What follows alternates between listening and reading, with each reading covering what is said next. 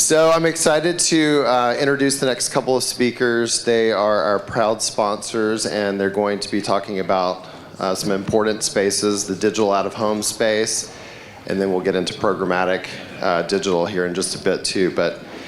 So Jonathan Gudai, good guy. He's a co-founder and CEO of Adomni, and they are the experts in digital out-of-home, programmatic out-of-home.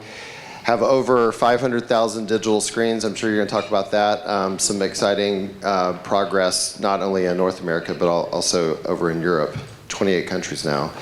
So he's going to talk a little bit about out-of-home opportunities for agencies. And this is one of the channels besides sort of social and digital media that's actually, on the uptick. So excited to hear from Jonathan. Thank you.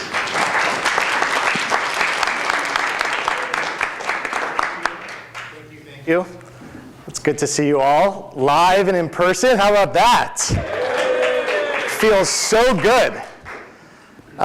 What Fletcher failed to mention also is that we are based in Vegas, so this is our hometown. I hope you guys have been enjoying yourselves. I know by day 3 in Vegas, sometimes it could be a little bit rough, but you made it, you're here, and thank you for spending a little bit of time with me to learn a bit about the latest and greatest with digital out-of-home. It's kind of interesting to follow Shelley Palmer, where he was talking about Web3 and the metaverse. And this presentation is all about digital out-of-home and the Earthverse, the part that hopefully will connect dots in a way that complements what Shelley had to say, but also might be a bit more grounded. So for this presentation, the title, and what I really want to focus on today is context. And historically, everyone said content is king and distribution is queen. Well, really in today's day and age, and I think even the next few years, context is going to make or break advertising campaigns. And I would argue that context is today's King Kong. So if content is king, context is King Kong. And we cannot be remiss to not have King Kong have a selfie to put up on TikTok, because in today's day and age, that's probably what he would be doing at the top of the Eiffel Tower. In terms of my background, so I started my career in e-commerce in the late 90s, early 2000s, saw the rise of all the different major channels, and for the past 7 years have been focusing purely on programmatic digital out-of-home and having the physical world bridge the digital world. So, in terms of setting the stage for today, I thought I would provide some context on what we would want to cover today. The first is reaching consumers effectively. So Shelley talked a little bit about how if you want to reach Gen Zers, how are you doing that? Why context really matters. So I'm going to share a personal cautionary tale from a few weeks ago, and you guys tell me if it resonates with you, if you've been in the same exact position as a consumer. We're going to talk about the latest trends in digital out-of-home. The last couple years, there's been some major growth, major innovation that's happened in digital out-of-home. And some of it you may not know. Excited to share that. I'm going to actually provide some of the examples of recent campaigns that have used different facets of digital out-of-home in a really innovative way. And then lastly, this is a conference about the future. So if we look at 2030, what the future holds, we'll provide a little bit of a glimpse of what we see and what we're really excited about. So prior to this presentation, I actually reached out to a couple heads of some very prominent ad agencies that we work with. And one is the head of investment and activation, the other is head of growth. And I said, what are the top challenges, things that you guys are facing today? And I wanted to share the top 5 and tell me just by nodding your head if these are the same things that you guys are looking at yourselves. So first, talent. Huge shortage, and the talent that is coming in has a huge deficit on their understanding and the nuances with the rapidly changing world of digital media. Linear to addressable. The agility and the ability to stay ahead of the market is extremely challenging for a lot of agencies. Outdated metrics and measurement, and this is a constantly changing thing. But there's data everywhere. What do we do with it? it's not just having data for the sake of data, but how is it actually being applied in a meaningful way? Moving from demographics as our main currency to outcome-based currencies. And then lastly, silos. The fact that there's been boxes that have been drawn and specialists that have been put into these different boxes, and a lot of times the left hand is not speaking with the right hand. So those things that also you yourselves as agencies, whether it's on the creative side or the digital side, are you facing those same challenges? Because that's what we're hearing day in, day out. And while there is no silver bullet for these things, there are lots of little things that can be done to help mitigate the impact of these. You know, when I started my career in the late 90s, and then eventually in the early 2000s, you know, it was so much simpler. There was Google search, there was eventually Facebook for social media, and then eventually there was programmatic. And the things we cared about, where we were driving people to our website and trying to drive people to convert, is a lot of the same stuff that we still think about today. Click, CTR, CPC, CPA, you know, the usual suspects. This is today. And this is probably not everything today, but if you compare Jen, our target consumer, this is how fragmented her life is when she consumes media, when she's out and about. And so as marketers, not only do we have the ones from back in the 2000s, but we also have now, you know, VCR, viewability, brand safety, fraud, all these other things to contend with. And for Jen, her attention is getting harder and harder for us to obtain, and as marketers, to actually deliver the product information, the service information that we're trying to do. Then you throw in what's been going on and what's about to happen with cookies going away, Apple's privacy changes, the fact that Facebook/Meta is now so much more expensive and for many brands so much less effective because of what is happening with the data privacy, that as marketers, arguably, this is the hardest time for anyone because of just the sheer volume of different places consumers are spending their attention, and we have to work with in terms of targeting, measurement, and optimizing that media mix. So for us, we say, yes, content is king, but context is King Kong, and there's a huge new role that context plays, and will continue to play once cookies go away, that will determine success or failure for marketing campaigns. And so when we talk about context, you can't forget that today, consumers are marketed to more times per day than ever in history. And you guys were consumers first, so we know that, we understand that. But it's a really important fact to keep in mind.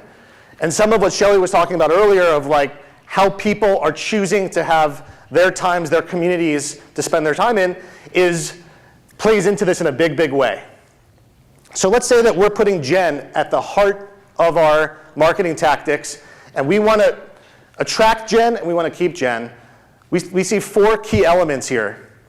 The first is authenticity and meaningful connections with brands. Jen's bullshit meter is at an all-time high right now. If you think you will cross that threshold, you will not. She'll smell it, she'll see it, she'll react to it.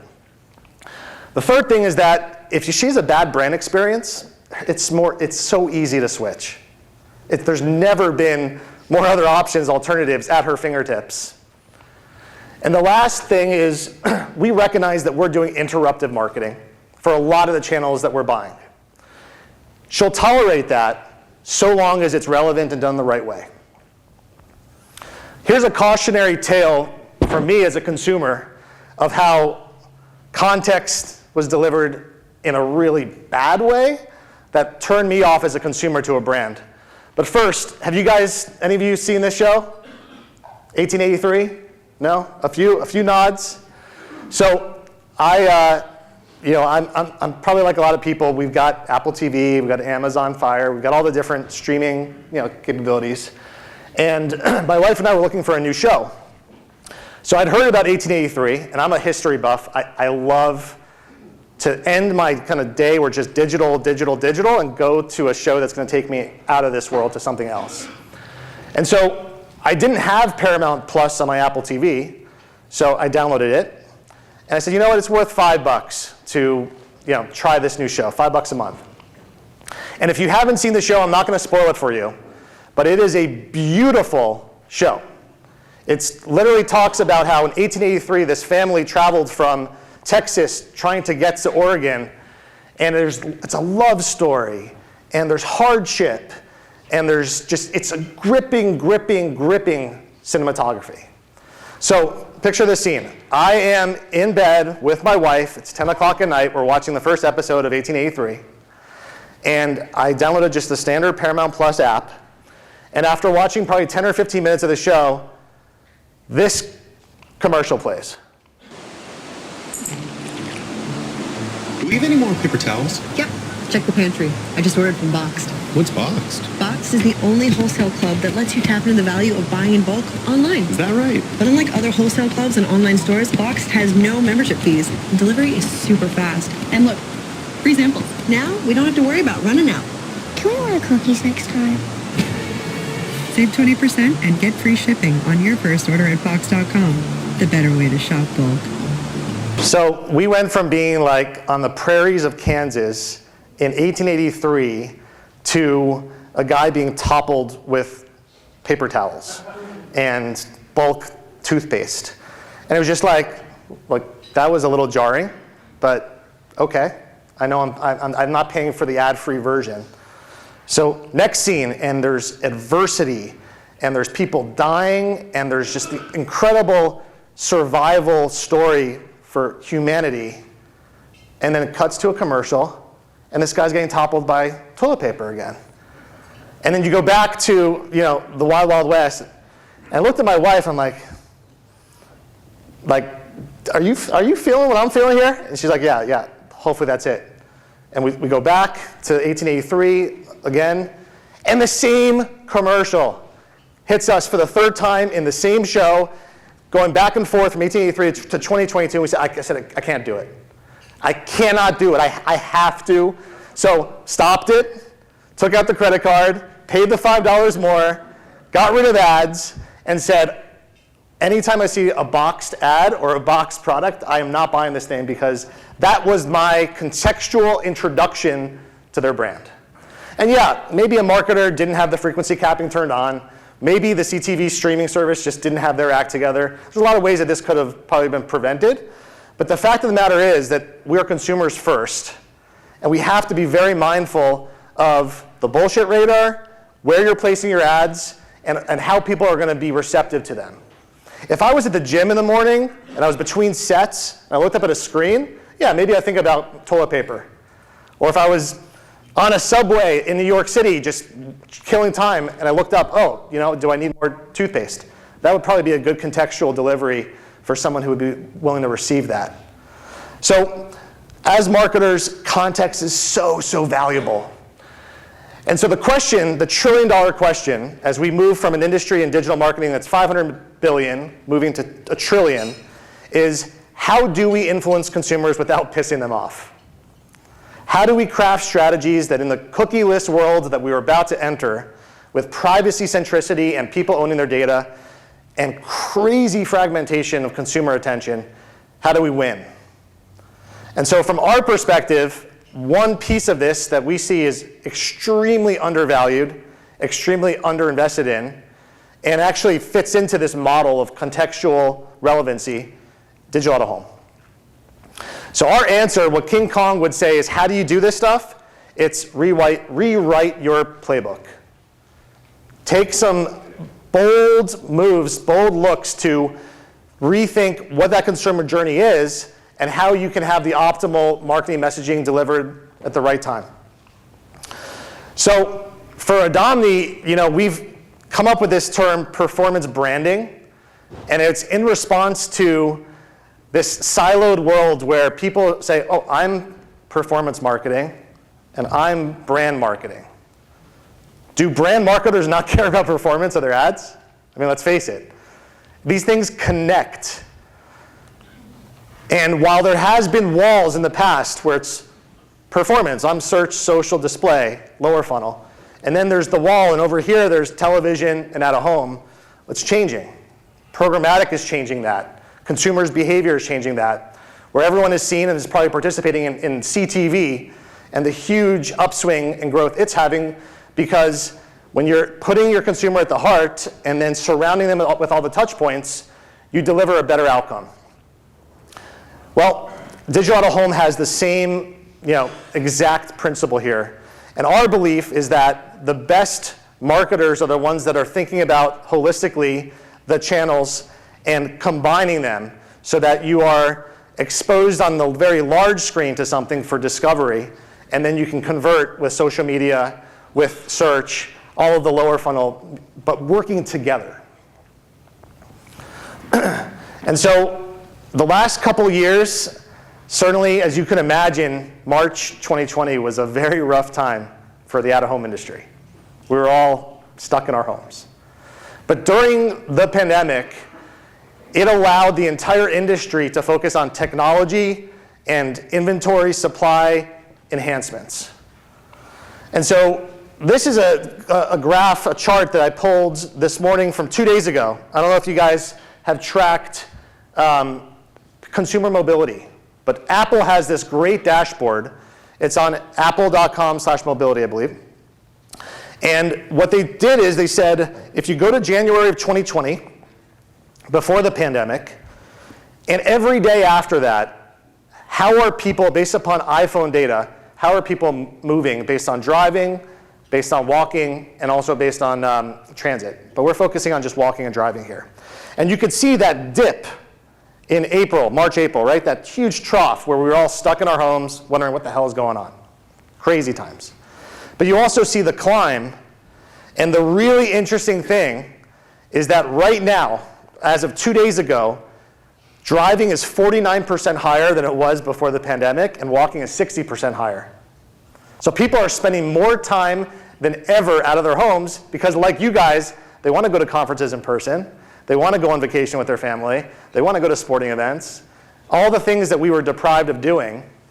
And if you think of prohibition in the history, when you take something away and then you actually unveil that, people go wild for it. And so right now, out of home, spending time out of home is where you want to be. Think about that first beer you had at a bar restaurant coming out of the pandemic, right? It's just that feeling, we need it as humans. And so our approach is, how do you harness this huge medium, both physically and reach-wise, and how do you use that in your digital marketing mix?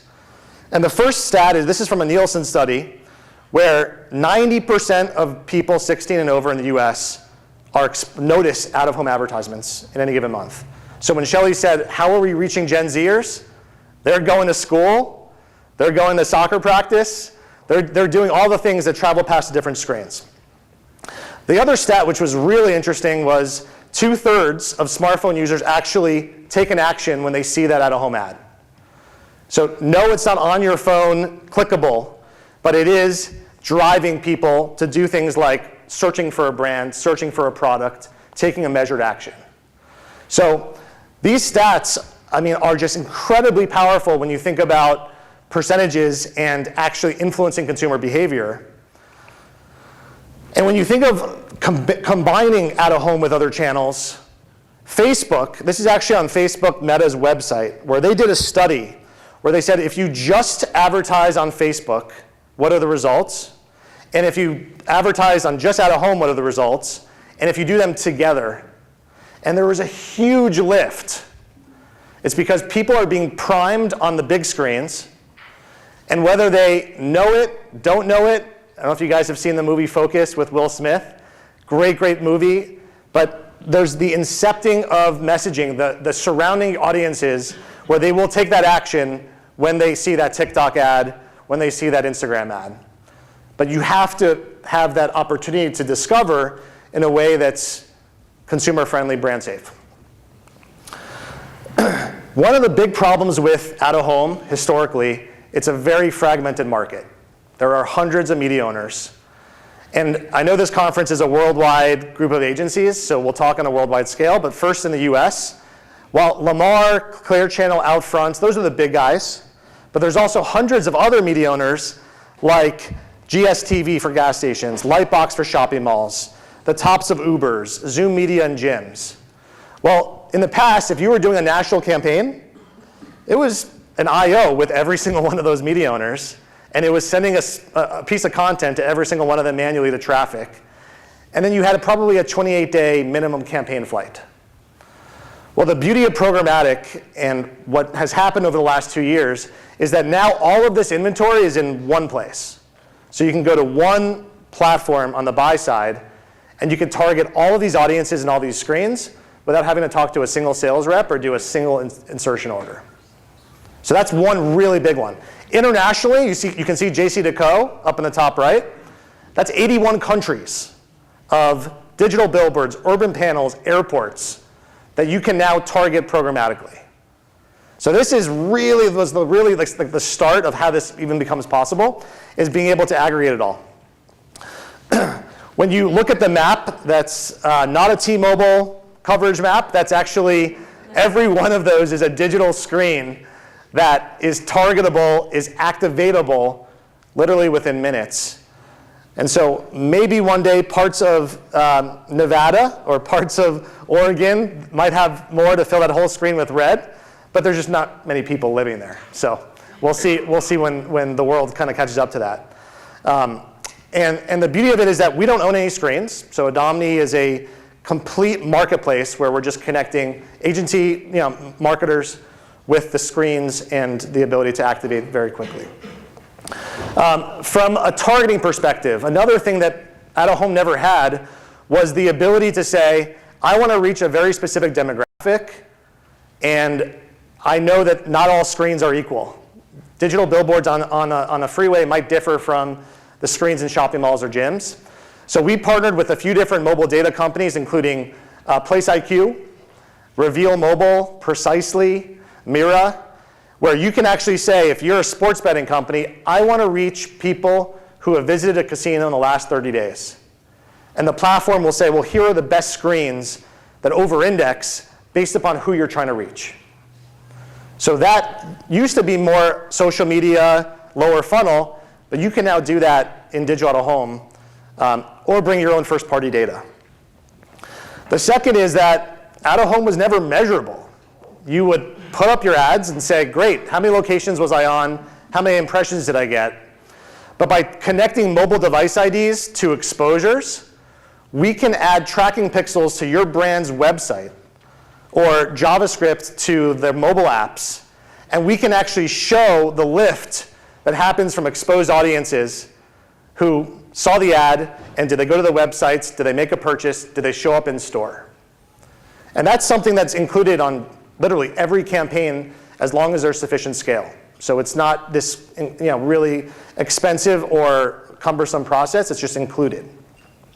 So targeting, scale, and now measurement are here. And then there's the retargeting. So we have the ability for you to collect on a daily basis all of the exposed maids through those 4 mobile location data partners and be able to retarget them on Meta, on programmatic online. Because again, when you first prime them and then deliver that lower funnel creative, people click on it significantly more often because they were first exposed.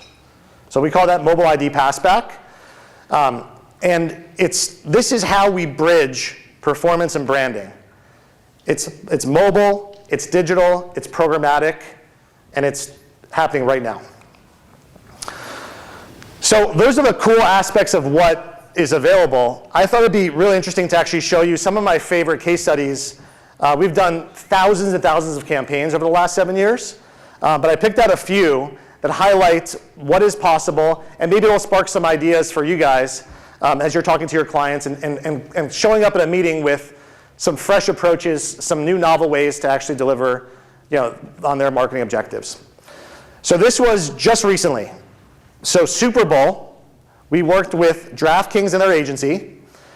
In New York City and several other markets where DraftKings is now available, where you can download the app and place bets, we were putting the actual team's odds on the screen, so dynamic content, plus a call to action where you could scan a QR code and within seconds be placing a bet on the Super Bowl.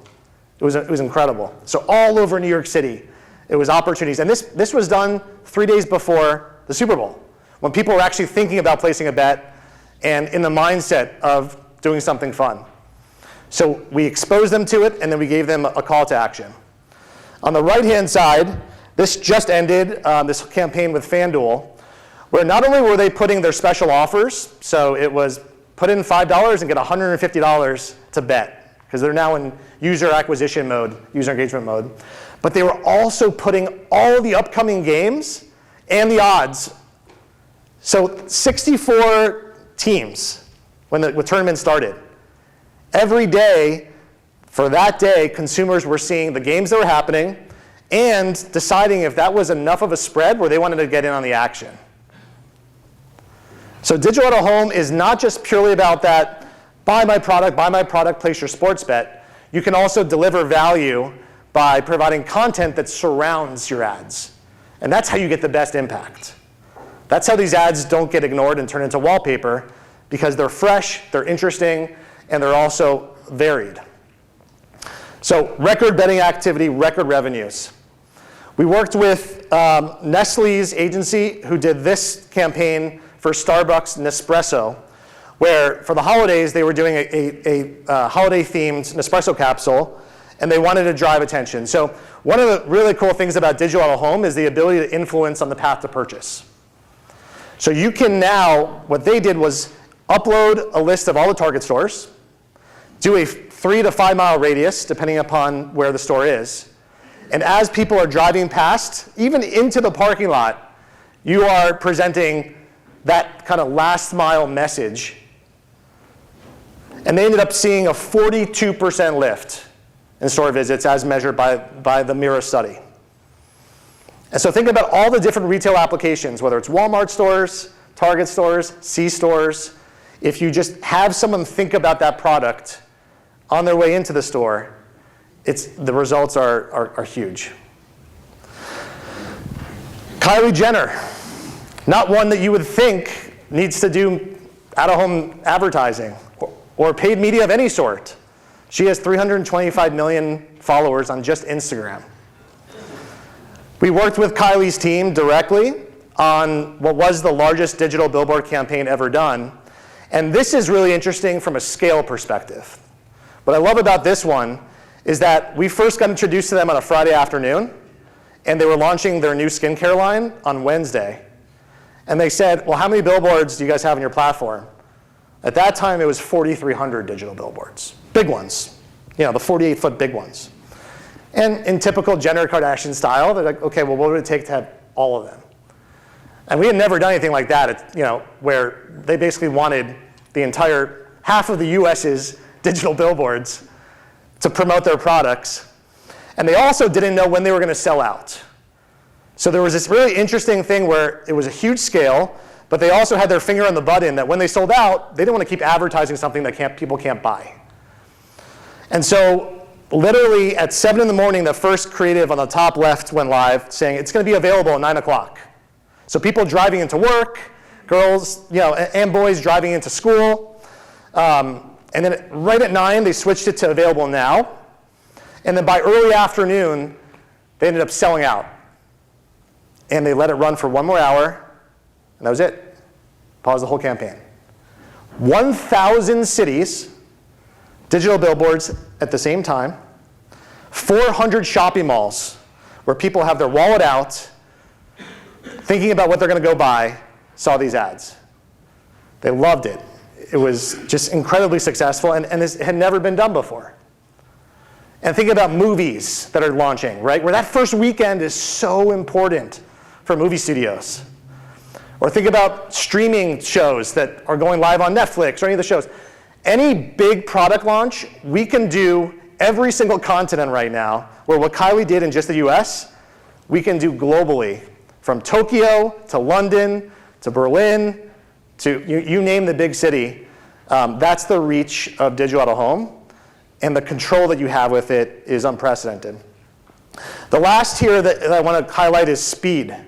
So for Super Bowl, Super Draft had this $1 million contest. It's just like a fantasy contest. It was $4,000 to buy in. 2 days before Super Bowl, they realized that they were not selling these contest entries.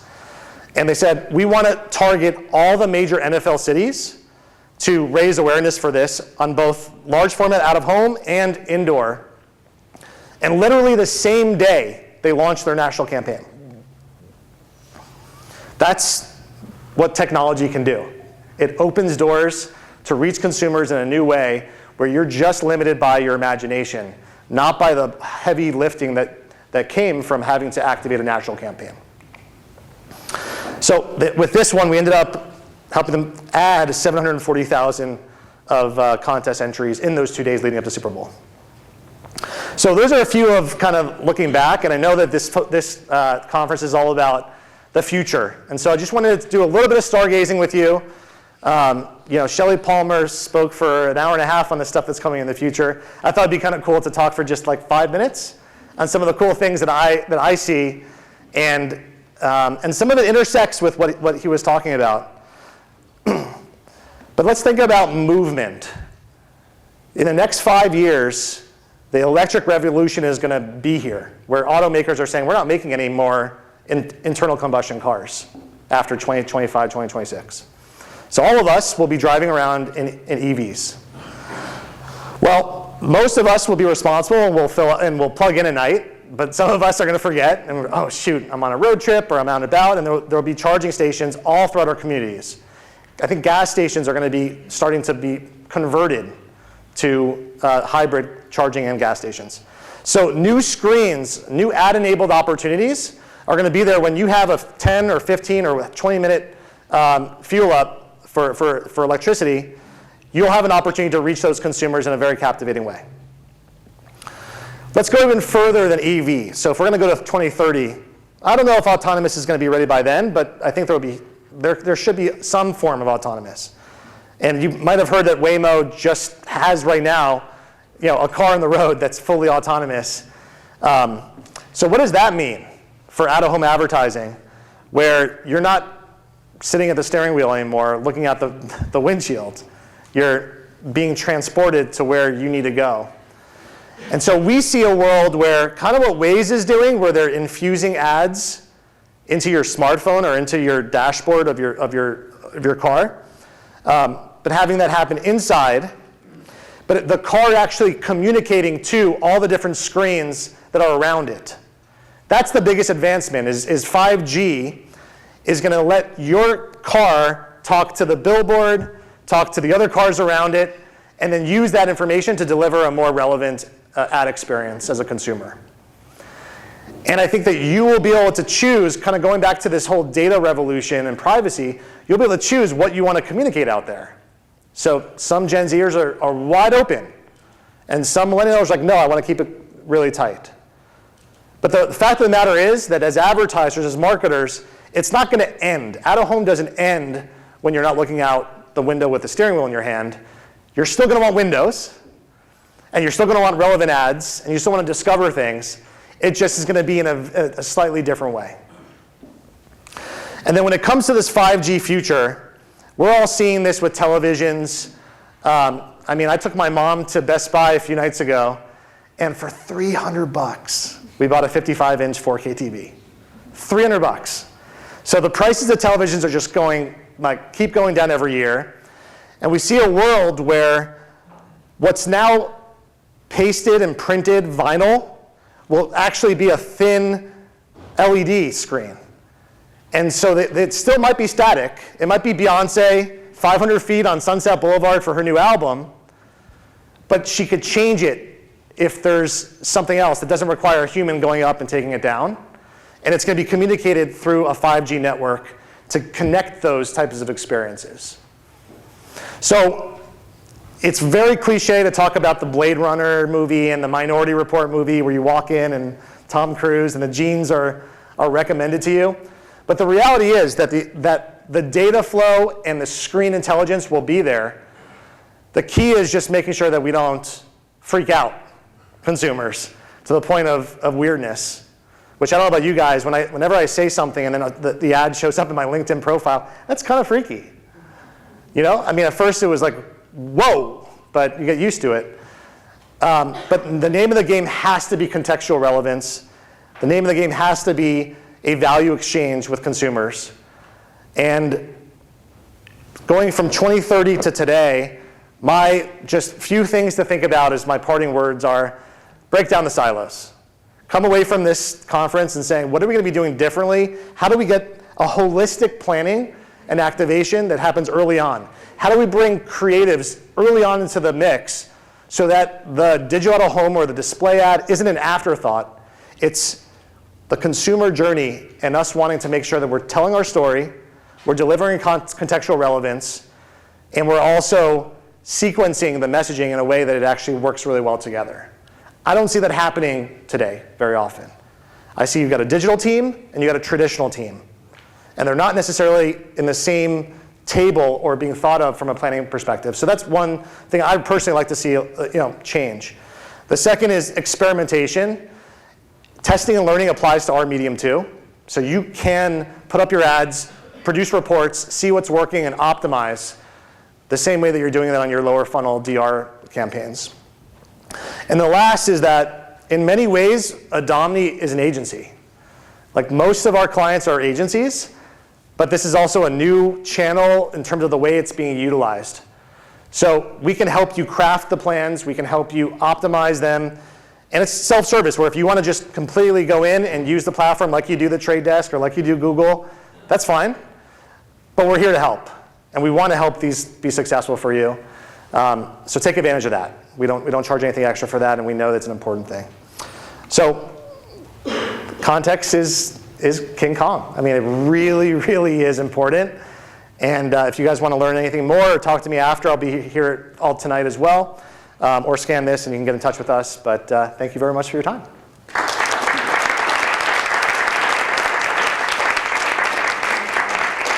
I think a few of us might steal the performance branding logo. I like that. And love how you guys are proving the effectiveness of out of home, and it seems like you've almost sort of made digital out of home another digital channel. Easy. So I really like that. Anybody have any questions for Jonathan? No. Do you have? Okay, we have one. Yeah, we do have one because we're trying to also. Okay, over here. Hi. Mine's simple. I probably don't even. Us. Can you talk to us a little bit about us? Sure. Yeah. Happy to. Average effective CPM for digital out of home right now is between $8 and $9. So that would cross large format digital billboards all the way to on-premise. And you'll have some placements like Times Square where you might be paying $20. And you'll have some that might be in an indoor play space that you might be paying $5. But the other interesting thing about digital out of home is that it's 98% video enabled. So you can take that 1920 by 1080 creative and put that on, and it's an $8 to $9 CPM for that.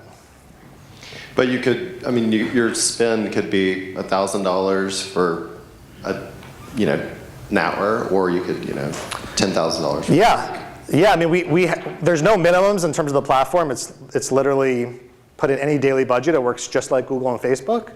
But we'll have some clients who just want, a very short amount of time, but in very specific locations for an activation or an experiential thing. You could do that with a relatively small budget.